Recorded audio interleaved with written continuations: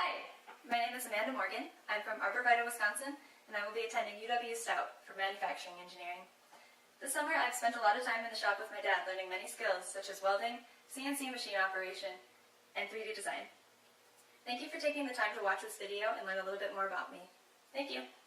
I am proficient in both the design and CAM processes on Fusion 360. Here are a few of the objects I have designed and CAM'd.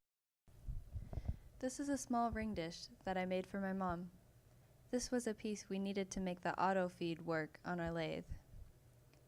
This is the plug I designed for the oil tanks that we make. This is a bracket for a clutch on old Honda motorcycles. This is a block-off plate also designed for old Honda motorcycles. Here's the block-off plate after the first operation. Here's the final product. We made quite a few of them. I have had a lot of experience working with CNC machines, both lathes and mills. Our mill uses FANUC controls, and I am very comfortable with them. In this clip, I am setting tool offsets and setting up the machine. I am also comfortable doing this on our CNC lathe. Our lathe uses achromatic controls. In this clip, we are cutting the back side of the dish that I showed earlier. We wanted to have a concave curve on both the front and back sides of the dish. None of the boring bars we had available were at steep enough of an angle to make a smooth curve all the way to the center. So we ended up using an engraving bit that is made for milling. It works perfectly for what we need, and it gets right to the center. I also have experience on manual machines. In this clip, I am facing the faceplate for a chuck on our lathe.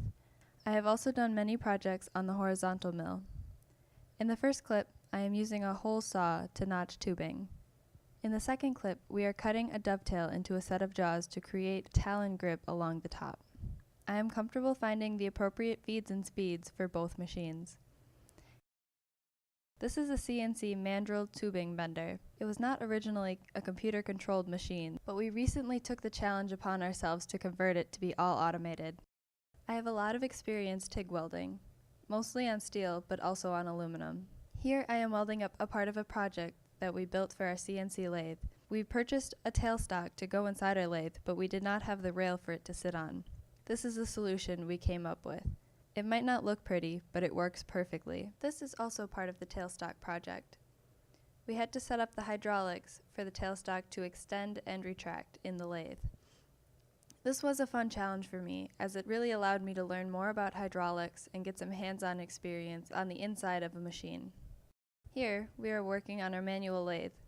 We installed a new variable frequency drive to power the lathe. In this clip, we are wiring up the speed controls. This experience also allowed me to see the inner workings of the lathe and how everything works. Thank you so much for watching this video. Please email me if you have any questions or are interested in any of my work. Thank you.